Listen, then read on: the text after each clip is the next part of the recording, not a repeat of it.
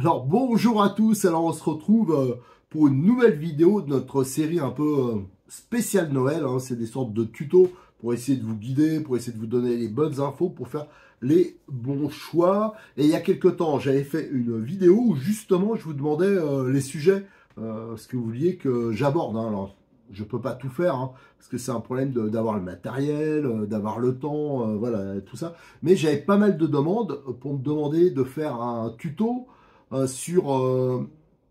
pour débuter en 1/8 brushless, mais des voitures qui soient RTR et proches de la compétition. Ou éventuellement, on peut faire de la compétition au niveau ligue, au niveau amical, sans exploser le budget. Alors ça, j'ai fait déjà des tas de vidéos sur les NXT, la préparation, enfin je vous ai fait plein de trucs, hein, ça sur la chaîne, vous cherchez, je suis sûr qu'il y en a au moins 40 des vidéos là-dessus, minimum, hein. Parce que ça c'est des voitures que j'utilise, je pense commencer à les connaître à peu près par cœur, que ce soit les RTR, les RR ou le XR. D'ailleurs c'est le XR qui est devant moi, qui a roulé hier, hein, parce que hier justement j'ai fait la vidéo sur le match un peu nitro brushless.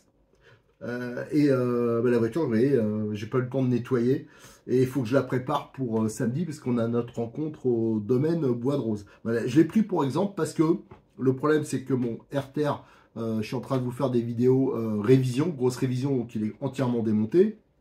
Et j'ai demandé à Cyril s'il pouvait m'en passer un. Le problème, là, c'est que ces temps-ci, ils étaient en rupture, les RTR, et ils viennent juste de revenir en stock, je crois, il y a 2 jours. Donc, j'ai pas eu l'occasion d'en récupérer un. Mais c'est pas grave, je vais vous donner quand même les explications. Et je vous rappelle que, de toute façon, il y a des tas de vidéos, hein, si vous les cherchez sur notre chaîne. Alors, au niveau budget, il y a actuellement un combo que je trouve, hein, ça fait quelques temps qu'il existe, mais moi je trouve qu'il est super intéressant, quand on n'a rien. Donc vous avez la voiture, il y a 4 couleurs au choix, hein, je vous rappelle, des carrosseries. Alors là par exemple vous avez la verte, la rouge, enfin non, ça c'est la turquoise, ici la rouge, là on a la verte et la jaune, je sais pas où elle est, il y a la jaune quelque part, non, bah, elle n'y est pas. Donc il y a aussi une couleur jaune, les carrosseries elles existent bien sûr à part, il y a bien sûr aussi des couleurs des carrosseries à peindre qui sont made in France. Il y a pas mal d'options d'ailleurs qui sont fabriquées en France maintenant, c'est les sols. Et ça, si vous avez besoin d'aide, tout ça, on a fait un paquet de tutos. Il y a plein de photos, de sujets aussi sur le forum de RC Mag. Et ceux qui viennent au domaine Bois de Rose, hein, je pense qu'ils pourront témoigner que mes voitures, j'entends des fois, il y en a qui disent je fais 2 packs, la voiture elle est blette. Je sais pas comment ils font, ou alors c'est des pilotes extraordinaires, ils vont à Mach 2, mais moi mes voitures je les prête, encore hier je les prêtais encore, et le XR, hein.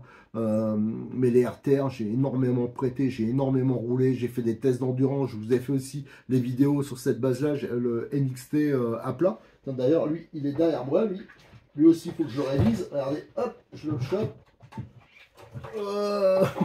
Regardez. Ah, en partant d'un NXT RTR, ouais, j'ai fait une voiture avec les amortisseurs à plat. On peut se taper plein de délires avec ça. J'ai fait 40 packs. J'ai fait un test endurance 40 packs. J'avais fait la vidéo là-dessus, justement. Et lui aussi, il faut que je lui fasse la grosse révision. Parce qu'elle marche du tonnerre, cette caisse, en version à plat. Enfin voilà, il y a plein de trucs qu'on peut faire. Et en plus, il y a Cyril de Modix 34. Il suit un peu mes délires. On a fait donc les kits visserie, parce qu'on me demandait. Ah, mais la visserie que tu montes, c'est quoi? Des kits roulement renforcés. Je vous ai donné plein d'astuces aussi sur le RTR actuel. Tiens, je vais vous donner un exemple. Sur le RTR, les versions actuelles, je ne sais pas pourquoi, ils ont mis des rondelles. Alors, ça leur coûte des sous en plus, mais ils ont mis des rondelles de calage partout, notamment au niveau des portes-fusées avant, des portes-fusées arrière et aussi des coupes coniques. Et je me suis aperçu, on me disait, tiens, mais c'est bizarre, moi j'ai flingué un roulement de rouge, c'est pas possible, moi c'est les mêmes roulements depuis en années, hein. Celui-ci là, il a roulé, ça fait déjà un paquet d'années qu'il est transformé, c'est au moins 2 ans qu'il est transformé à plat, mais avant il roulait déjà, truc, c'est toujours les mêmes roulements que j'ai dessus. Et en fin de compte, en présentant, je vous avais fait, j'avais pris un Evo 2 et je l'avais préparé pour un client à Cyril. Je vous avais fait une petite préparation de base. Je démonte les portes-fusées. Je dis, mais ils ont mis des rondelles de calage. En fin de compte, il n'y a pas assez de jeu. Donc, il faut retirer les rondelles de calage qu'il y a au niveau des porte-moyeux, des portes-fusées.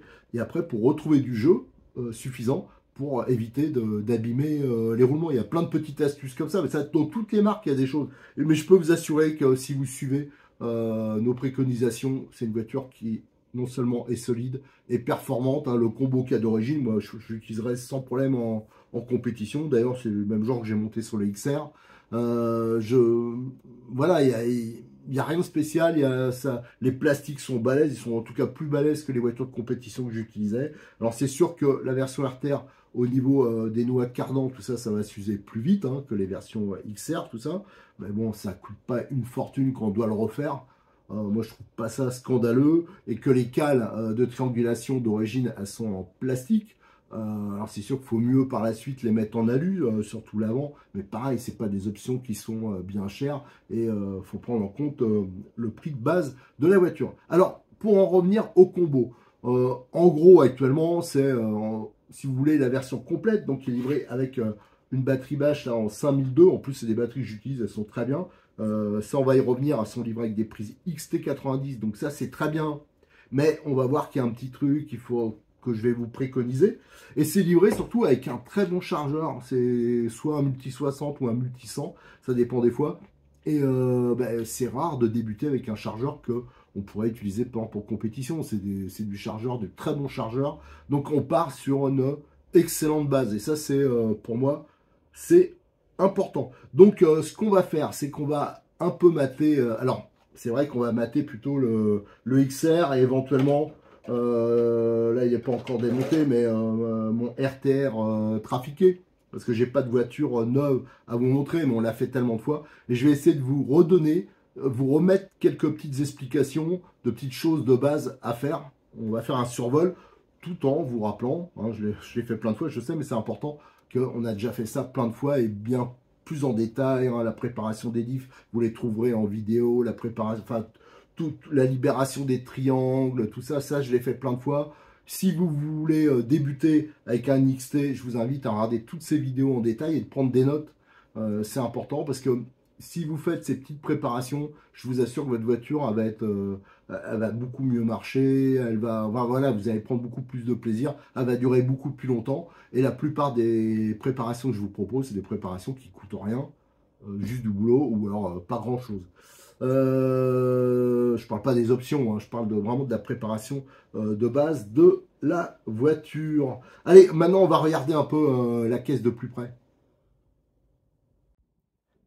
Alors pour rappel, hein, les versions V2 qui sont sorties il y a déjà quelques mois, il y avait eu des évolutions intéressantes par rapport à l'Evo 4S classique. Hein. D'ailleurs, c'est celui-là que j'ai ici. Je crois que ça, c'est un Evo 4S, je ne me rappelle plus trop, parce qu'il y a tellement longtemps que je l'ai. Donc, les différences, c'était au niveau du pare-choc avant, qui est maintenant beaucoup plus enveloppant. Il est vraiment très moderne, ce pare-choc. Et il y avait aussi tout ce qui est installation radio, là aussi, qui était beaucoup plus moderne. Alors, j'espère que j'en oublie pas d'autres points.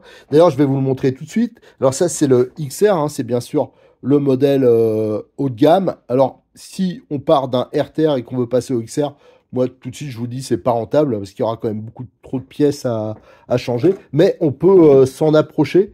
Par exemple, je vous avais fait une vidéo où on montait le support avant et la pièce là de sauve-cerveau pour tenir les triangles. Hein, ça se montait, il n'y avait pas grand-chose à faire. Alors, pour vous montrer les changements, c'était donc ce pare-choc qui est vraiment efficace, hein, parce que le XR, là, je dois être à une dizaine de packs, et vous voyez, ça protège le dessous du châssis. Il faut savoir qu'il y a des modèles haut de gamme, hein, dans d'autres marques qui sont beaucoup, alors vraiment beaucoup plus chers et qui n'ont pas ça.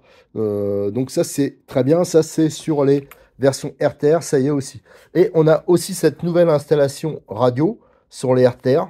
C'est identique au XR aussi. Alors, l'implantation, quand vous prenez un XR, hein, c'est la même chose, la même implantation. De toute façon, on retrouve en gros les mêmes différentiels. Hein. Il n'y a que les coupes coniques au niveau de la couronne qui changent, qui sont hélicoïdaux, tandis que sur les RTR, c'est des droits mélangés. Alors, c'est d'ailleurs bizarre, mais bon, pour l'instant, ça tient avec un pignon hélicoïdal.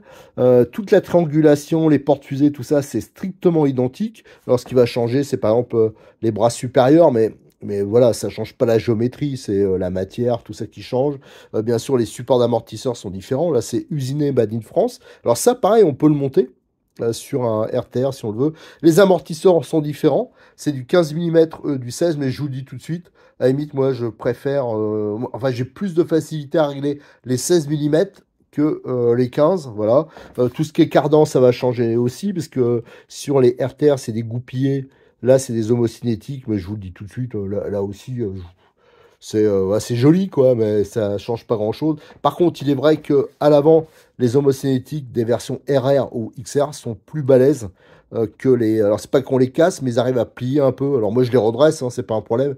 Mais c'est vrai que la matière est beaucoup plus solide, plus rigide. Autrement, le support moteur, il est aussi différent. Et l'implantation, alors là, c'est une implantation un peu perso. Normalement, sur les RTR, le contrôleur, il est placé au-dessus. Alors, c'est un 150... Non, c'est un 100 ampères hein, sur les NXT Evo 4, mais il y a aucun problème là-dessus. Le moteur, ça pousse même, je trouve, trop par rapport... Enfin, voilà, ça pousse comme une voiture de compète, en fin de compte. Hein. Donc, c'est pour ça qu'il y a des pilotes qui les utilisent en 3S. Et je trouve que ça, c'est raisonnable quand on débute parce que ça permet d'avoir une voiture un peu plus légère. Par contre, il faut monter en dents. Hein, faut monter au moins, si vous voulez mettre du 3S parce que vous voulez rouler un peu cool, faut mettre au moins du 16-17 à ce niveau-là. Autrement, je vous dis, hein, c'est vraiment très proche, hein, à part les options. Hein. Les options, c'est les amortisseurs, tout ce qui est calalu, le châssis, voilà, des choses comme ça. Qu'est-ce qu'on peut dire au niveau préparation ces voitures quand vous achetez?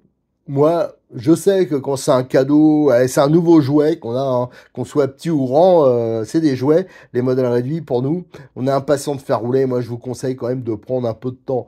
J'ai fait des vidéos je vous montre comment on libère les triangles. J'ai même fait prendre à Cyril des forêts spéciales de 4,15 qui permettent de libérer nickel les triangles si on n'est pas trop technique. Ça, c'est disponible sur son site hein, dans les pièces et options Obitech. Ça, si vous avez un Obitech ou même la plupart des voitures, il faut libérer les triangles. Je vous conseille de le prendre parce qu'autrement, les voitures sont un peu bridées et quand vous roulez dans la poussière, tout ça, après, ça permet de bien libérer vos triangles à chaque fois. Le fait de ne pas avoir une voiture bridée aussi, ça va la rendre plus fiable, donc plus performante. Et ça, c'est toujours un plus. Je vous conseillerais aussi, si après vous voulez faire une petite prépa, vous avez tous les kits visserie. Vous voyez, celui-là, par exemple, alors c'est la même chose. Hein, il est équipé totalement en visserie inox. Et beaucoup de vis, c'est du tête cylindrique d'être du tête bombée. Donc c'est beaucoup plus fiable au niveau des clés. Hein. Et ça, il y a des kits complets avec, comme j'ai fait des vidéos préparation, ben, il y a des vis que j'ai mis différentes, par exemple au niveau des supports d'amortisseurs, tout ça, des vis parfois plus longues, des fixations plus longues, vous voyez par exemple ici, mes biellettes, je les fixe pas comme sur la notice, alors je vous propose à chaque fois des montages différents et plus faciles je trouve, et ça vous avez des kits, ça s'appelle, la référence c'est M2010 V2, et l'un c'est noir et l'autre c'est orange, et là vous avez toutes les vis, même durables, pour faire ces prépas. Tiens, on va regarder à côté. Alors ça, c'est le NXT à plat. Donc là, c'est vraiment spécifique. Mais c'est un RTR. D'ailleurs, on le voit. Regardez, on a toujours... Lui, il a plus de 40 packs. Il a 40 packs dans cette configuration. Plus il avait roulé avant en version normale. Et vous voyez, alors les noix, c'est sûr que là, elles ont pris du jeu. Mais pour moi, ça, c'est pas mort. Hein. Ici, vous voyez, ça rentre à moitié. Si on regarde là. Alors par contre, au niveau... Si je regarde au niveau, alors, parce que j'ai eu un problème avec, lors du dernier essai, le premier problème que j'ai eu d'ailleurs, regardez, je ne sais pas si on va voir, il faut que j'arrive à tourner, voilà. En fin de compte, le cardan, il a creusé à l'intérieur de la noix, regardez, vous voyez, quand il bouge comme ça, le jeu que ça a pris, mais c'est normal, c'est, voilà, j'ai beaucoup roulé avec, voilà, je vais le reposer, et vous voyez, j'ai commencé à le démonter, tout ça, parce que je fais une standardisation au niveau de la fixation du contrôleur et de la batterie avec le XR pour avoir les voitures dans la même configuration. Mais il reste, voilà, ça c'est l'ancienne boîte radio, on voit, ça reste très proche de l'origine pour le reste, sauf que j'ai mis les amortisseurs à plat, mais les cellules, les triangles, les fusées, les roues, tout ça, enfin les roues, les roulements, tous les coupes coniques, les diffs, c'est ceux d'origine.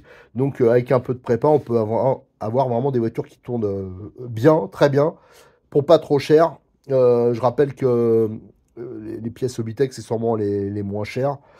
Et n'écoutez pas tous les... Enfin, des fois, je lis des trucs, Je veux bien qu'il y a de l'usure au niveau des noix, tout ça, mais la preuve, quoi, c'est qu'est-ce qu'ils ont monté dessus ou l'utilisation, c'est ça qui m'étonne un peu. Enfin bon, voilà.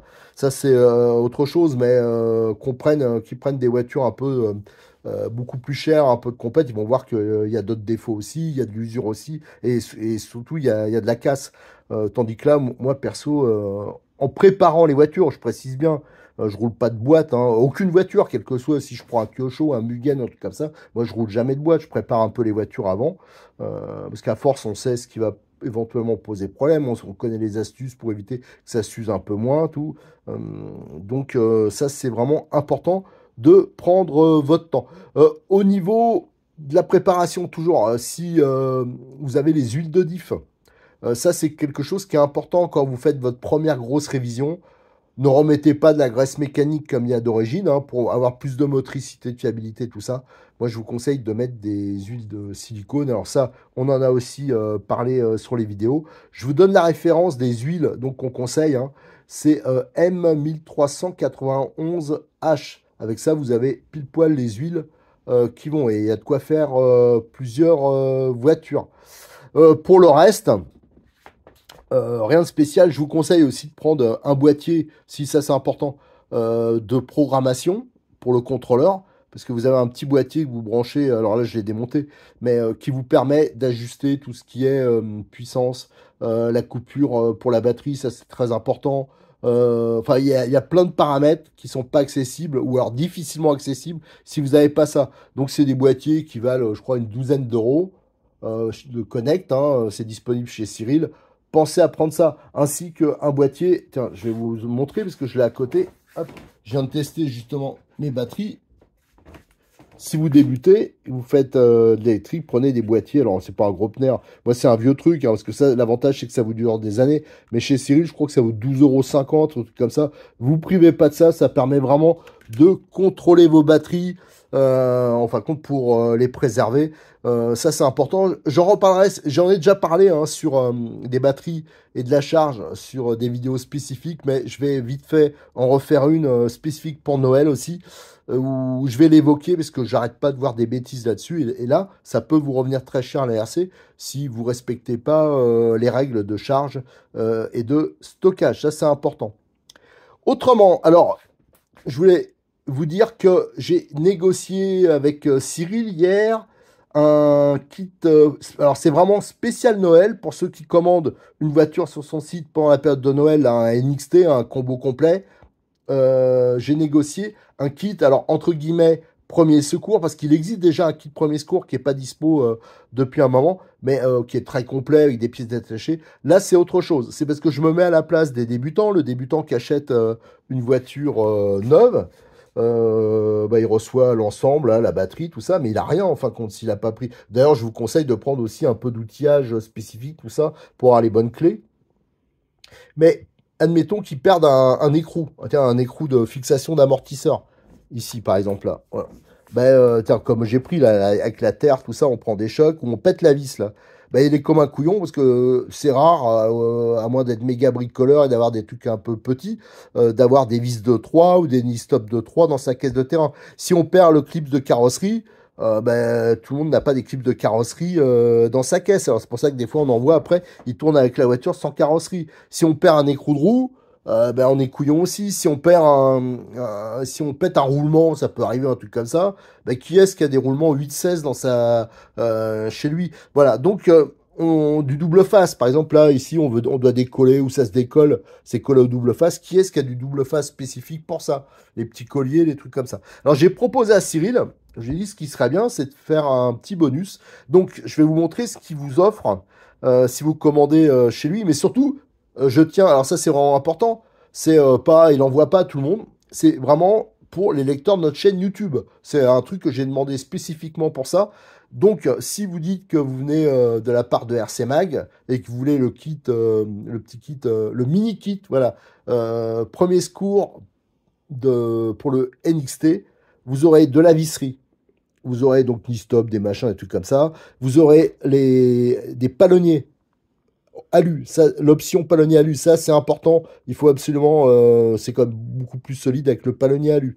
Vous aurez les écrous de roues de borgne. Donc ça sera, ça c'est en plus. Donc c'est déjà, là c'est deux options. C'est pas du premier secours. C'est deux options qui me semblent moins indispensables. Ça parce que les dents elles sautent hein, si vous mettez le palonnier plastique.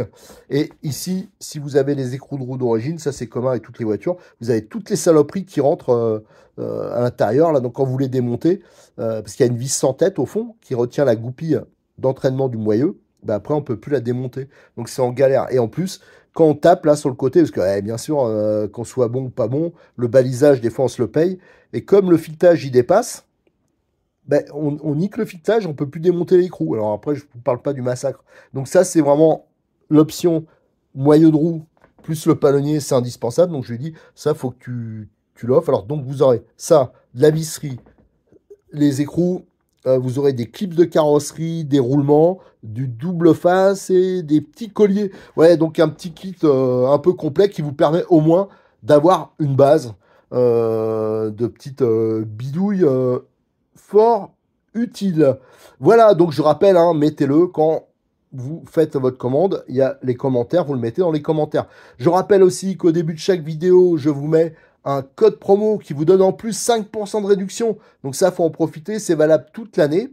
Et ce code promo, pour qu'il soit valable, il ne faut pas oublier qu'il faut être enregistré. Si vous le montez à blanc, comme ça, vous n'aurez pas la petite case. Hein. Donc, pour voir la case, il faut remplir votre bonne commande normalement. Ça veut dire en étant enregistré, comme si vous alliez commander. Et là, vous aurez la petite case avec... vous pourrez mettre le code promo qu'on met au début de chaque vidéo. Voilà ce qu'on pouvait dire. Hein. Je ne vais pas rentrer plus dans les détails parce que on en a fait des tas, mais alors des tas de vidéos là-dessus. Donc, bien sûr, je vous invite pour vraiment... rentrer dans les détails techniques, à aller voir tous ces petits films qu'on a déjà fait. Allez, merci, à très bientôt sur notre chaîne YouTube. N'hésitez pas à nous rejoindre sur le forum de rcmac.com, aussi de nous mettre, de liker les vidéos et de vous abonner. Eh, j'ai oublié un truc. Si. J'ai oublié un point important. Alors, je vais chercher la batterie, ce que je lui ai mis dans le kit. Hein. Alors, ce sera peut-être sur les 10 premiers, hein, parce que là, vous avez une prise XT90, c'est ça que j'avais oublié. Ça, c'est un très bon point. Mais par contre, parce que c'est balèze, quoi. C'est pas ça qui va fondre. Mais par contre, il livre un adaptateur parce que sur le contrôleur, et c'est classique, hein, ils sont tous comme ça, c'est une prise, enfin, la plupart sont comme ça, c'est une prise DIN. Dedans, je lui ai demandé de mettre une prise mâle XT90 pour ceux qui ont des petites compétences en soudure et qui voudraient changer la prise d'origine. Comme ça, si vous avez un câblage direct, ça sera quand même beaucoup mieux, quoi. Si c'est XT90 sur XT90 au lieu d'avoir un adaptateur, j'espère que vous comprenez, c'est quand même beaucoup mieux. Alors ça, c'est encore un petit plus sympa et il a accepté de le faire, donc je remercie encore Cyril. Avec ça, vous aurez, en partant avec ce petit kit là, avec déjà pas mal de choses, hein, parce que si vous comptez les écrous de roue, les trucs comme ça, la prise, tout, c'est quand même pas mal, ben, vous partirez sur deux bonnes bases. Allez, merci, ce coup-là, c'est bon, on finit. À bientôt, merci.